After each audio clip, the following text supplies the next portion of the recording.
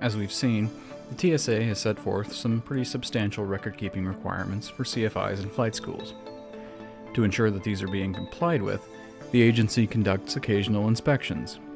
Though the odds of actually being inspected may be relatively slim, that's no reason to take a casual approach to the requirements.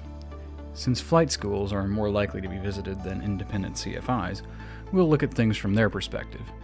But remember that freelance instructors have to meet the same basic requirements. The main issue in being prepared for an inspection is having the right records, so let's do a quick review of what you need to keep. Everything falls into one of three categories: security awareness training, documentation for U.S. citizens, and documentation for non-citizens. Every flight school employee, including non-instructors, has to take initial security awareness training, followed by annual recurrent training. The record-keeping requirements for this are pretty simple.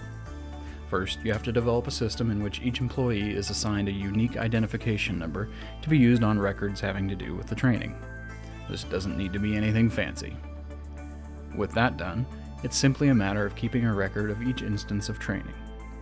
Since both the initial and recurrent training can be completed using AOPA's online General Aviation Security course, the easiest thing to do is simply to maintain copies of the course completion certificates, which, when filled out and signed, meet all the TSA requirements. Security awareness training records should be kept for as long as the person is employed by the flight school, and for 1 year thereafter. For U.S. nationals seeking flight training that requires documentation, you can do one of two things.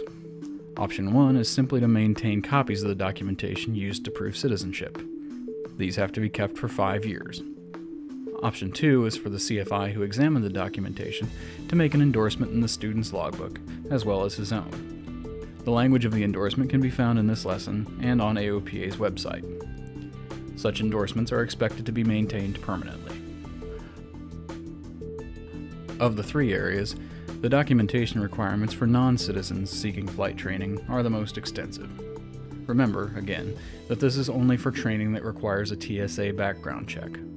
No records are required for flight reviews, IPCs, and so on.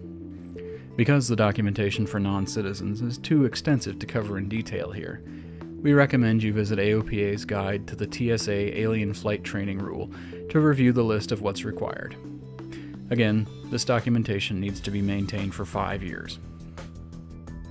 So aside from having the proper records, what else can you do to make sure that a TSA inspection goes smoothly? In the end, there's nothing more to it than preparation and common sense.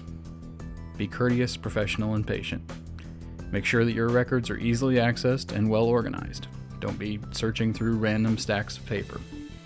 In short, show the inspector that you take the requirements seriously and do your best to keep good records. If you do that, it's unlikely you'll have any problems.